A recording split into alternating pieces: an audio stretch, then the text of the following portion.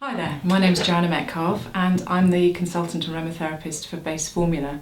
We're going to do a series of different videos for you today, but before we do that I thought it might be nice to give you a little bit of background as to who I am and how I work. I've been in natural medicine for 25 years. Originally I started training as a nurse and became seriously ill with a rare blood condition at the age of 19. We went through all the normal treatments. I was reliant on blood transfusions and had various strong drug therapy treatments. And then at the age of 21, the orthodox practitioners basically said there wasn't much else on offer as far as treatment was concerned. So as a family, we then luckily were very open-minded and started looking into natural medicine. And I found that healing, traditional Chinese acupuncture and nutritional medicine had an extraordinary effect. And I also began to understand why I'd become unwell in the first place. And so since that point, I then, as soon as I fully recovered, started training in natural medicine and have been in practice ever since.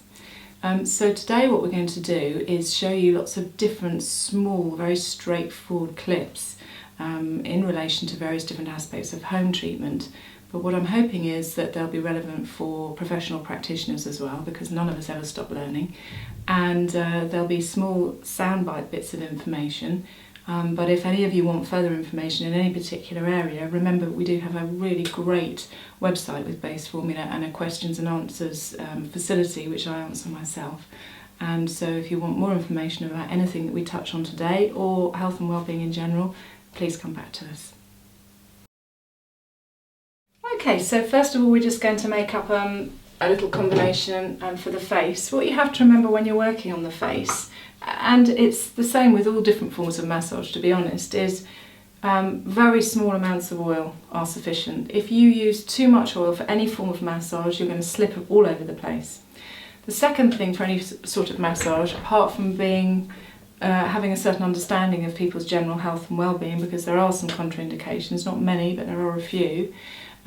So even if it was just a friend you were working with, you would want to ask a few questions, making sure that they haven't got thrombosis type problems, blood clot type problems, they're not on high doses of warfarin, they haven't got very, very high blood pressure, they haven't got any allergies that you need to know of, which would then influence the sort of oils you were going to use on their skin. If anyone does have very, very sensitive skin, then just remember you could do a skin patch test, on an area that's quite sensitive. You put the combination of oils you're going to use and leave it there, the day before or behind the ear or any of these areas, and just wait and see if there's any reaction. Or you can do a kind of kinesiology muscle test, which is an instant way of finding out if it's suitable for that person or not. Okay, so the other thing to remember when you're looking at the face, with facial massage, with any sort of aromatherapy, is if the person has very fair skin or very sensitive skin, it's better to dilute the oils at just a 1% dilution, and you'll need between 5 and 10 mils of oil depending on the size of the person, whether you're going to work on the shoulders or not, that sort of thing. With any form of massage, one of the first things I always say is observation is important. Because we hold on to tension naturally in a way that most people aren't very aware of.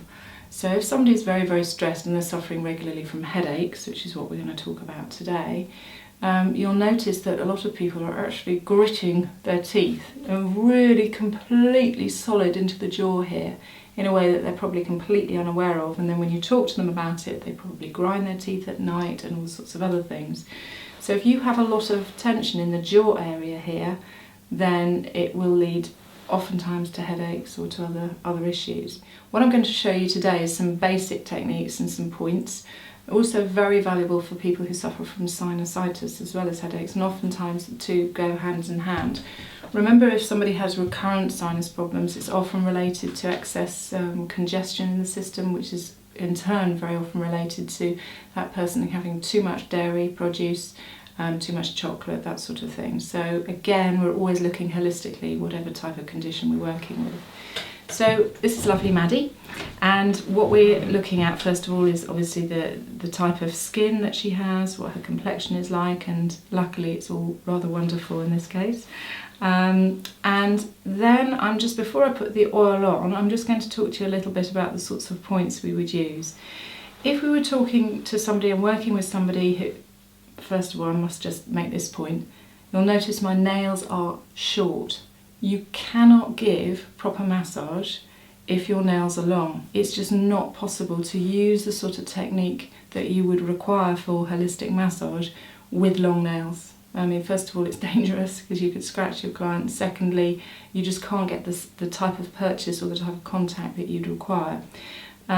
Always remove all your jewellery, and make sure if you do a lot of work in the garden or anything like that, which I do these days, that your hands are properly moisturised, you haven't got any blisters or any tags of skin or anything like that that's going to scratch, because it's surprising how sensitive people's skin is. Now, obviously we would have talked to Maddie about any health problems she might have experienced herself, and relating this specifically to tension, stress and headache type tendencies, the sorts of points we're going to look at.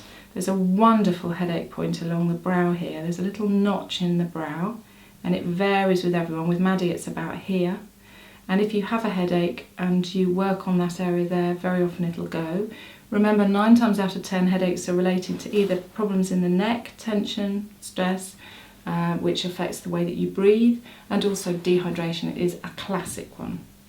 So first of all, you would, if the person was very tired and very stressed, you could give them a drop of peppermint to smell on a tissue before you started your treatment, or you could use 1 drop of lavender, massage it into your fingertips, and then work on the wonderful points that there are here.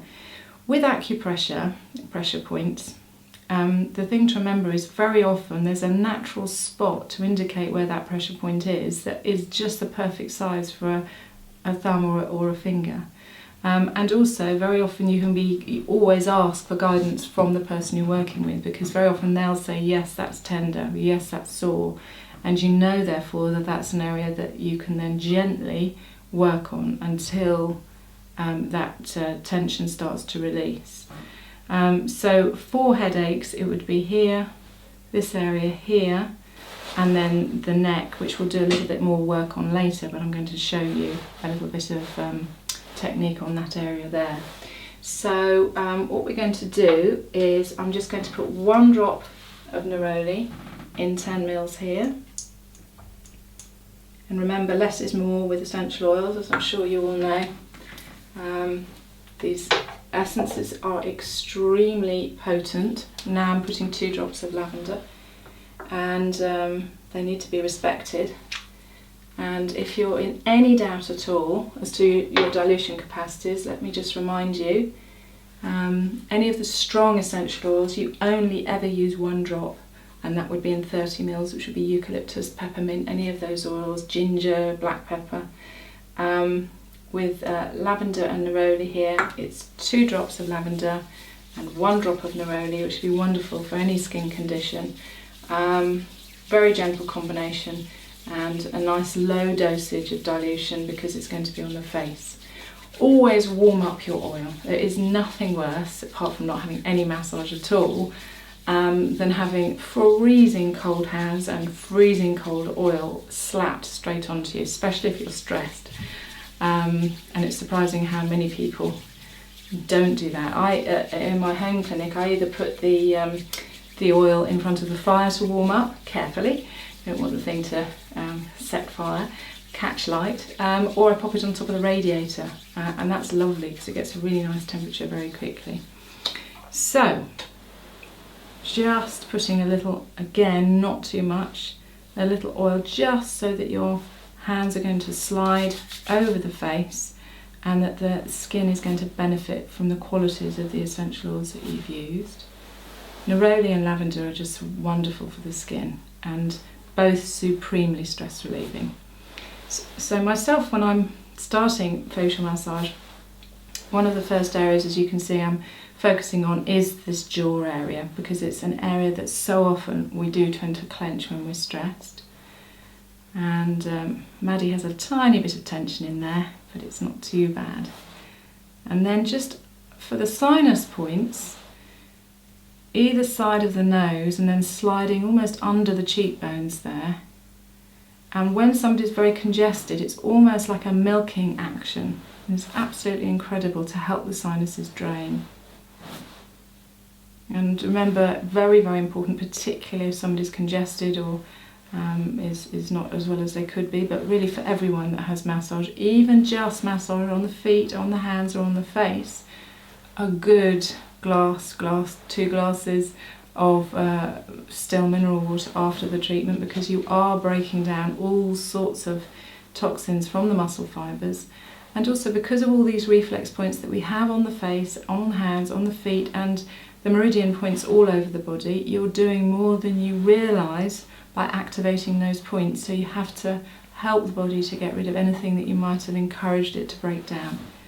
So having just established that nice contact with the skin on the face and started to relax the whole area, then this temple area here is a fantastic point, just around that area there, but allow your hands to guide you and get feedback. Never ever put a lot of pressure into the areas around the temples, because they're very fragile areas, but also the face in general. It should be a firm but gentle action.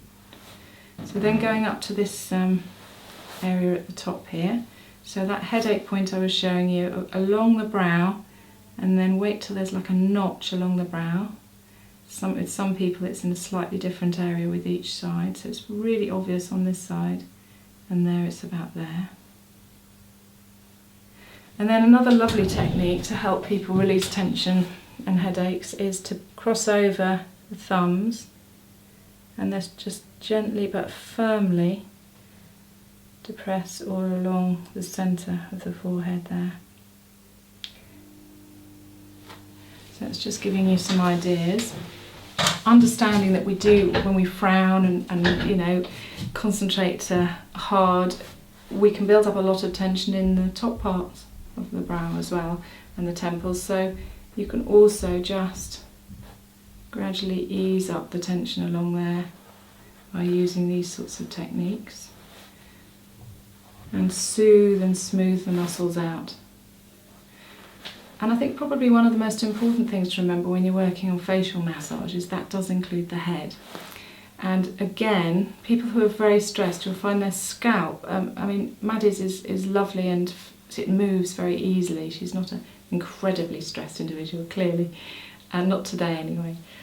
So actually take your attention not just into the face itself, but also really stimulating all those different little points on the scalp, of which there are many, by this lovely scalp massage. And you know how nice it is when you see the hairdresser and they actually wash your hair, which is always a real treat if they know what they're doing with a lovely scalp massage. And it's very, very good for the condition of your hair as well, because the health of the hair is very much related to the blood flow at the base of the hair shaft. Okay. So we're going to finish up now. I'm going to show you some points at the back of the neck in another section of these videos, because obviously headaches can come from right behind the base of the cranium as well. But that just gives you a few ideas, and I hope you find them useful.